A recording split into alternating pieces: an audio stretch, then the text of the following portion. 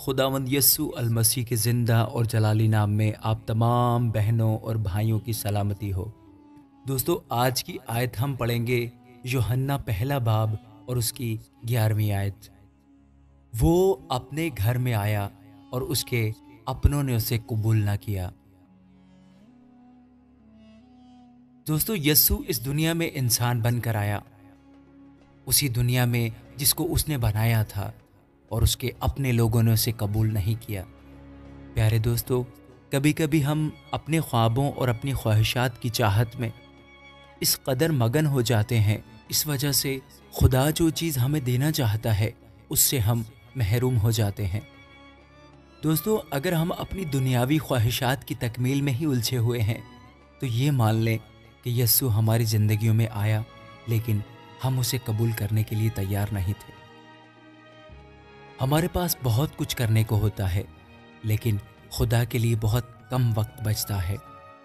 پیارے دوستو، یاد رکھیے، اگر آپ کے ساتھ بھی ایسا ہے تو جان لیں کہ آپ کا دل بھی سخت ہو چکا ہے۔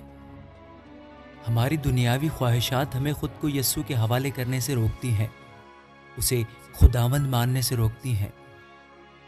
میرے پیارے دوستو، اگر ہم ان خواہشات پر قابو پا لیں تو سمجھ لیں کہ ہمارے دل ابھی تک اس کے فضل کی طرف متوجہ ہیں۔ آئیے دوستو، پھر سے عہد کریں کہ ہم اپنی دنیاوی خواہشات کو چھوڑ کر یسوع کے فضل کی طرف متوجہ ہوں گے، اور اس کے جلال اور فضل کے لیے اس کو پوری طرح سے دل اور اپنی زندگیاں پیش کریں گے۔ آئے ہم دعا کریں۔ اے خداوند پاک خدا، میں اپنا دل تیری مرضی کے حوالے کرتا ہوں۔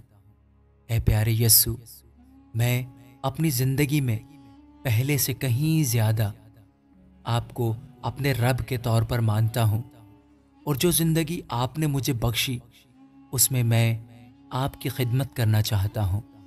اے خداوند، مجھے معاف کر دیں، کیونکہ میں نے اکثر اپنی دنیاوی خواہشات میں گر کر آپ کی رہنمائی کی مخالفت کی ہے اور حکم عدولی بھی کی ہے۔ میں جانتا ہوں کہ آپ نے مجھے بچانے کے لیے اپنا سب کچھ چھوڑ دیا۔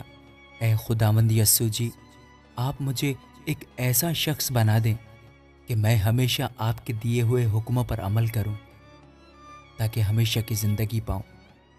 اور پیارے خداوند یسوع جی، مجھے اس طریقے سے استعمال کریں کہ دوسروں کو برکت ملے اور سارا جلال صرف آپ ہی کو ملے۔ آمین۔ God bless you all.